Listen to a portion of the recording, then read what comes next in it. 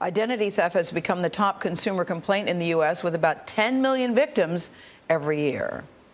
And more children than ever are becoming victims. Rebecca Jarvis says that's one of the 5 things you need to know about ID theft. Rebecca, good morning. Good morning to you as well. So the first thing off the bat is parents just need to be aware that this They have to be aware, and they have to be aware that kids under 19 years old are a big target of identity theft. 8% of the identity theft that happens in this country is impacting people under the age of 19. Why is that? Well, it's because they don't really have a lot of credit history under their belt. They're not going out and applying for credit cards. They're not going out and applying for mortgages. So to know that it's happening to your child is hard to do, because until the kid is going to college, you're not really thinking about putting their name out for loans. What you need to do as a parent is get their credit history checked on a yearly basis, and also follow their Social Security report. Which you get done for free, by the way, the credit checks. You can get that done for free, yes.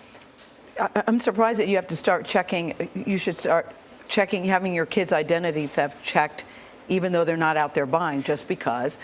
This is what I'm trying to say. I think it's so egregious when you take on kids and senior citizens. It's disgusting, so and they do tend to be one of the target groups because of who they are and what their habits are. And the fact of the matter is, they're not out getting credit. Okay, number 2, you said keep a close eye on benefits issued by the government. Yes. For example, that Social Security number. Social Security, you mentioned senior citizens being a target. Yeah. Well, Social Security becomes a big target of identity thieves. They can go out, get your Social Security number, and then take on your Social Security checks. But that number is also so important because, and I talked to H&R Block about this, they say people will come in literally with a slew of fake Social Security numbers and claim them as dependents, trying to claim them as children, or trying to take on the tax benefits, the tax refunds of another individual. So you have to watch for that. The third thing, and a big thing, watch out for the medical records. Yes, and the reason you want to watch for medical records, and again, it gets so egregious, Gail, like you pointed out.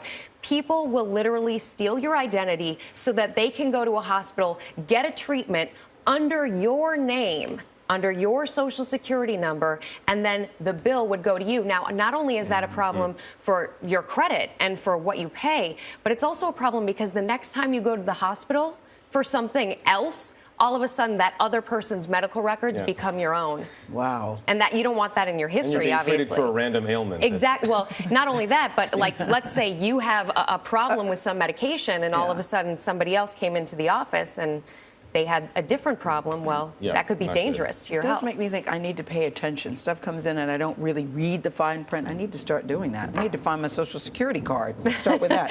The 4th thing you said is social media. Yes. That's something to be concerned about. About half of the people who face identity theft in this country are between the age of 20 and 39 years old, and they are the people who are most active on social media. You put something like your college name out there, you put something like the town you grew up in. These are elements of the package that a identity theft needs in order to have your full information. Yes, when you think unknowingly you're giving information. Yes. Well, and you think about that security question on websites, oftentimes the security question is, where did you grow up? What college did you go to? Yes. And speaking of locations, by the way, last but not least, where you live is a big part of this. This is fascinating to me. In Florida, Florida is the #1 place for identity theft in the country. Because of senior citizens? That is a big part of it. Another big part of it is that it's just ripe. I mean, there's unfortunately identity thieves happen to target that area. But I should point out, these identity thieves, they're not just based in the U.S. They are around the world. China is a big hotbed of it. I've talked to